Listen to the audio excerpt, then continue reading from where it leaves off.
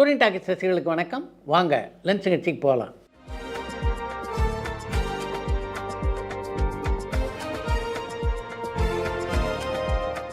என்னப்பா முதல் கேள்வி? பூவே உனக்காக சங்கீதா இப்போ எங்கே இருக்காங்க? அவங்க கடைசியாக என்ன தமிழ் படம் பண்ணாங்க? அவங்கள சாய்வி சித்ராவில் எதிர்பார்க்கலாமான்னு சந்தனகுமார் சென்னையிலேருந்து கேட்டிருக்காங்க. பூவே உனக்காக சங்கீதா சென்னையில் தான் இருக்காங்க. சமீபத்தில் தங்கர் பச்சானுடைய மகன் திருமணத்தின் போது கூட அவரையும் அவருடைய கணவரான இயக்குனர் சரவணியை நான் சந்தித்தேன். மலையாளத்தில் தொடர்ந்து படங்கள் நடித்து கொண்டிருக்கின்ற சங்கீதா தமிழில் இப்போ ஒரு படம் நடிச்சிட்டு இருக்காங்க. அது காளிதாஸ் 2.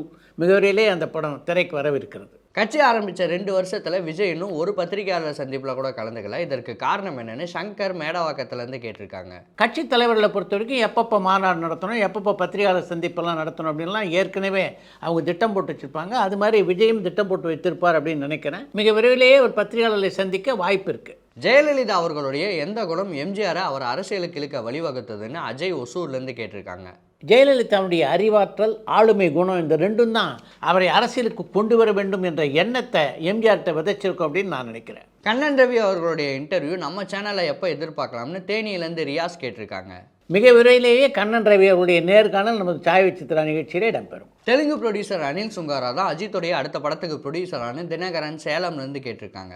ஆதிக் ரவிச்சந்திரனுடைய இயக்கத்திலே அஜித் நடிக்க இருக்கின்ற படத்துடைய தயாரிப்பாளர் பார்த்தீங்கன்னா மாதத்துக்கு மாதம் நாளுக்கு நாள் மாறிக்கொண்டே இருக்கிறாள். இப்போ ஒரு சில தெலுங்கு பட தயாரிப்பாளருடைய பெயரும் ஒரு சில ஹிந்தி பட தயாரிப்பாளருடைய பெயரும் அடிபட்டு கொண்டிருக்கின்றன. ஹிந்தி பட உலகை சேர்ந்த ஒருவர் தான் அந்த படத்தை தயாரிக்க போகிறார் அப்படின்றது தான் இறுதியாக வந்திருக்கின்ற செய்தி. பொறுத்திருந்து பார்ப்போம். நடிகை ராசிகண்ணா நடிப்பில் அடுத்து வெளியாக உள்ள படம் எதுன்னு அஜய் ஒசூர்லேருந்து கேட்டிருக்காங்க. ராசிகண்ணா நடிப்பிலே அடுத்து வெளிவர இருக்கின்ற படம்னா அது பவன் கல்யாண் கதானா நடித்துள்ள உஸ்தாத் பகத்சிங் என்ற தெலுங்கு படம் தான். தமிழ் சினிமாவில் கிசு குறைஞ்சிடுச்சுன்னு நீங்கள் நினைக்கிறீங்களான்னு பல்லவி ராமேஸ்வரத்துலேருந்து கேட்டிருக்காங்க. தமிழ் சினிமாவில் கிசுகிசுக்கள் கொஞ்சம் குறைஞ்சிருக்கு அப்படின்றது உண்மை தான். கிசுகிசுன்னா என்ன? ஒரு செய்தியை சுற்றி வளைத்து சொல்லுவது. இப்போ அது மாதிரி சுற்றி வளைத்தெல்லாம் சொல்லாமல் நேரடியாகவே பலர் சொல்ல ஆரம்பித்து விட்டார்கள். நடிகர் கமல் எதனால் கமர்ஷியல் படத்தில் நடிக்க தொடங்கிட்டார்? அவர் திரும்பவும் பாபநாசம் மாதிரி ஒரு படம் பண்ண மாட்டாரான்னு மணிகண்டன் சென்னையிலேருந்து கேட்டிருக்காங்க. கமல்ஹாசன் கமர்ஷியல் படங்கள் நடிக்காமல் மொத்தம் கலைப்படங்களில் மட்டுமே இது வரைக்கும் நடிச்சிட்டு இருந்தது மாதிரி இப்படி ஒரு கேள்வி நீங்கள் கேட்டிருக்கீங்க. கமல்ஹாசனை பொறுத்த வரைக்கும் ஒரு பக்கம் கலைப்படங்களும் நடிப்பார், இன்னொரு பக்கம் கமர்ஷியல் படங்களும் நடிப்பார். இதுதான் அவருடைய ஃபார்முலா. இப்போ இல்லை, ஆரம்பத்திலிருந்தே. லாக்டவுன் படம் நல்ல கதையாக இருந்தும் எதனால் சரியான வரவேற்பு கிடைக்கலன்னு சங்கீதா திருவண்ணாமலையிலேருந்து கேட்டிருக்காங்க. லாக்டவுன் திரைப்படத்துடைய கதை நன்றாக இருந்தும் அந்த படத்துக்கு ஏன் வரவேற்பு கிடைக்கல அப்படின்னு நீங்கள் கேட்டிருக்கீங்க. அந்த படத்துடைய கதையும் திரைக்கதையுமே மிக சரியாக அமையலை அப்படின்றது தான் பல விமர்சகருடைய கருத்தாக இருக்கிறது. PS வினோத்ராஜ் அவர்கள் கொட்டுக்காளி கூழாங்கல் 2 படத்துலையுமே மொபைல் கேமராவில் தான் ஷூட் பண்ணாரான்னு ஈஸ்வரி ஒசூர்லேருந்து கேட்டிருக்காங்க. கூழாங்கல், கொட்டுக்காளியாக 2 படங்களையும் வினோத்ராஜ் திரைப்படங்களை படமாக்குவதற்கு எந்த கேமராவை பயன்படுத்துகிறாங்களோ அந்த கேமராவை பயன்படுத்தி தான் எடுத்தாரே தவிர செல்போனை பயன்படுத்தி இல்லை. யோகிடா படம் இவ்வளோ நாளாக ரிலீஸ் ஆகாமல் இருந்த காரணம் என்னன்னு தேனியிலேருந்து ரியாஸ் கேட்டிருக்காங்க. யோகிடா திரைப்படம் மிக நீண்ட காலமாக வெளிவரலைன்னா அதுக்கு முக்கியமான காரணம் அந்த படம் சந்தித்த சில பொருளாதார பிரச்சனைகள் தான். இனி தமிழ் படங்களில் எமி ஜாக்சன் நடிக்க மாட்டாங்களா? அவங்க கடைசியாக நடித்த தமிழ் படம் எதுன்னு பரத் மென்னந்தூர்லேருந்து கேட்டிருக்காங்க. விஜயனுடைய இயக்கத்தில் உருவான மிஷன் சாப்டர் 1 தான் எமி ஜாக்சன் கடைசியாக நடித்த தமிழ் திரைப்படம். அந்த படத்துக்கு அப்புறம் இனி தமிழ் படங்களை நடிக்க மாட்டேன் அப்படின்லாம் எமி ஜாக்சன் சொல்லலை. ஆனால் தமிழ் திரைப்பட இயக்குநர்களோ தயாரிப்பாளர்களோ அவர் நடிக்க அழைக்கலை. மண்டாடி படத்துக்கு அப்புறம் சூரியன் நடிக்கிற படத்துடைய ப்ரொடியூசர் யாருன்னு கண்ணன் திருநெல்வேலியிலேருந்து கேட்டிருக்காங்க. மண்டாடி படத்தை தொடர்ந்து அயலான் திரைப்படத்தை இயக்கிய ரவிக்குமார் இயக்கத்தில் தான் ஒரு படத்தில் சூரியன் நடிக்க இருக்கிறார். அந்த படத்தை தயாரிக்க இருப்பது AGS நிறுவனம். பேராண்மை படத்தில் நடித்த 5 ஹீரோயினில் தன்ஷிகா மட்டும்தான் இப்போ வரைக்கும் நடிச்சிட்டு இருக்காங்க. மற்ற 4 பேரும் சினிமாலேருந்து விலகிட்டாங்களான்னு சங்கீதா திருவண்ணாமலையிலேருந்து கேட்டிருக்காங்க. பேராண்மை படத்தில் நடித்திருந்த மற்ற கதாநாயகிகள் ஒருவரான வசுந்தரா கங்குவா திரைப்படத்தில் நட்டியினுடைய மனைவியாக நடித்திருந்தார். அவர் நீங்களாக, சரண்யா, வர்ஷா, லேசி ஆகிய 3 கடந்த 7-8 வருடங்களாக எந்த திரைப்படத்திலும் நடித்ததாக தெரியல. கமல் அவர்கள் எழுதிய பாடல்களில் உங்களுக்கு பிடிச்ச பாடல் எதுன்னு மணிகண்டன் சென்னையிலேருந்து கேட்டிருக்காங்க.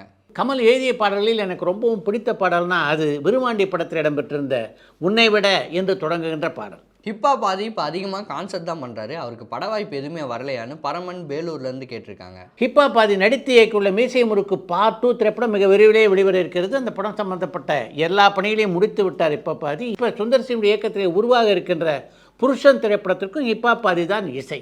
எம்ஜிஆருக்கு ரொம்ப பிடிச்ச காமெடி நடிகர் யாரு, அவரோட எம்ஜிஆர் நடிச்சிருக்காரான்னு சங்கீதா திருவண்ணாமலையிலேருந்து கேட்டிருக்காங்க. எம்ஜிஆருக்கு பிடித்த நகைச்சுவை நடிகர்களாக இருந்தவர்கள் கலைவாணர் NS கிருஷ்ணன், நாகேஷ், சந்திரபாபு, தங்கவேலு, தேங்காய் சீனிவாசன் இவர்கள் எல்லோருடனும் நடித்திருக்கிறார் எம்ஜிஆர். நடிகர் அஜித்துடைய நெருங்கிய நண்பர் மாதவன் தானான்னு பிரேம் கடலூர்லேருந்து கேட்டிருக்காங்க. அஜித்தும் துபாயில் இருக்காரு, மாதவனும் துபாயில் இருக்காரு. அதனால அவள் இருவரும் அடிக்கடி சந்தித்துக் கொள்கிறாள். அப்படி அவங்க அடிக்கடி சந்தித்துக் கொள்வதை பார்த்து தான் இப்படி ஒரு கேள்வி நீங்கள் கேட்டிருக்கீங்க அப்படின்னு நினைக்கிறேன். அஜித்தை பொறுத்த வரைக்கும் அவருக்கு நெருக்கமான நண்பர்கள் அப்படின்னு நடிகர்கள் யாரும் இல்லை அப்படின்றது தான் என்னுடைய எண்ணம்.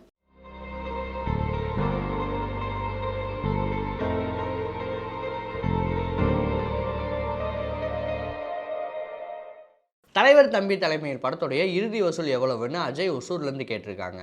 தலைவர் தம்பி தலைமையில் திரைப்படம் ஏறக்குறைய 40 கோடி ரூபாயை வசூல் செய்திருக்கிறது. ஒரு சிறு முதலீட்டு படம் இந்த அளவு வசூல் பண்ணது தான் மிகப்பெரிய சாதனையாக தமிழ் சினிமாவிலே பார்க்கப்படுகிறது. அப்படி ஒரு வசூல் சாதனை அந்த படம் செய்தது என்றால் அதுக்கு மிக முக்கியமான காரணம் அந்த படத்தினுடைய திரைக்கதை. அந்த திரைக்கதையை மிக அழகாக திரையிலே வடித்திருந்த அந்த இயக்குனருடைய திறமை. அடுத்து இன்று ஒரு தகவல். பராசக்தி திரைப்படம் தான் நடிகர் திலகம் சிவாஜி கணேசன் என்ற நடிப்பு அரக்கனை தமிழ் சினிமாவுக்கு மட்டும் இல்லை மொத்த உலகுக்கும் அறிமுகப்படுத்தியது. அந்த படத்தில் சிவாஜி மிகப்பெரிய புகழை பெற்றார் என்றால் அதுக்கு முக்கியமான காரணமாக இருந்தது கலைஞர் கருணாநிதியுடைய வசனம். அவருடைய கனல் தெரிக்கும் வசனங்களை ஏற்ற இறக்கத்தோடு மிக அழகான உச்சரிப்போடு பேசி அந்த படத்திலே வெற்றியை குவித்தார் சிவாஜி கணேசன். சிவாஜியுடைய திரை வாழ்க்கையை பொறுத்தவரையிலே அவருடைய வெற்றிக்கு மிக முக்கியமான காரணம் ஒன்று பராசக்தி படத்தை தயாரித்த பெருமாள் மொழியார், இன்னொன்று அந்த படத்துக்கு மிகச்சிறப்பாக வசனங்களை எழுதிய கலைஞர் கருணாநிதி என்று தான் எல்லோரும் இன்று வரையிலே சொல்லி கொண்டிருக்கிறோம். ஆனால் சிவாஜி இந்த அளவுக்கு வெற்றியை குவிக்க இன்னொருவரும் காரணமாக இருந்திருக்கிறார்.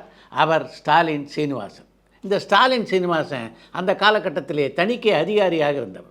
பராசக்தி படத்தை பார்த்த பலரது கருத்து என்னவாக இருந்தது என்றால் இந்த படத்தை தடை செய்ய வேண்டும் என்பதாக இருந்தது. அப்படிப்பட்ட சூழ்நிலையில் இந்த படத்தை தடை செய்ய வேண்டிய அவசியம் இல்லை. என்னென்ன கருத்துக்கெல்லாம் உங்களுக்கு மாறுபட்டதாக சொல்லுதோ அதை சொல்லுங்கள், அதை திருத்தி இந்த படத்தை வெளியிடலாம் என்ற யோசனையை சொன்னது ஸ்டாலின் சீனிவாசன் தான். அவர் மட்டும் அந்த முடிவு எடுக்காமல் பராசக்தி திரைப்படத்தை தடை செய்திருந்தார் என்றால் நடிகர்களும் சிவாஜி கணேசனுடைய அற்புதமான நடிப்பாற்றலை பார்க்கக்கூடிய வாய்ப்பு மொத்த உலகத்துக்கும் கிடைக்காமலே போயிருந்திருக்கும். அதுக்கு பின்னாலே சிவாஜி திரையுலகிலே வெற்றி பெற எவ்வளவு ஆண்டு காலம் பிடித்திருக்கும் என்பது யாராலும் சொல்ல முடியாத ஒரு விஷயம். அதனால் தான் தமிழ் சினிமாவிலே விஷயம் அறிந்த பலரும் சிவாஜியுடைய வெற்றியை பொறுத்தவரையில் அதில் ஸ்டாலின் சீனிவாசனுக்கும் பங்கு உண்டு என்று குறிப்பிடுகிறார்கள்.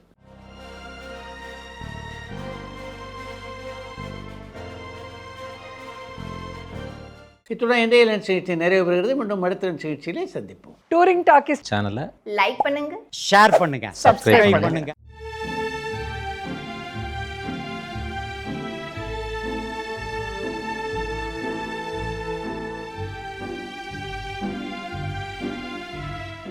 மறந்துடாதீங்க, பண்ணுவீங்க.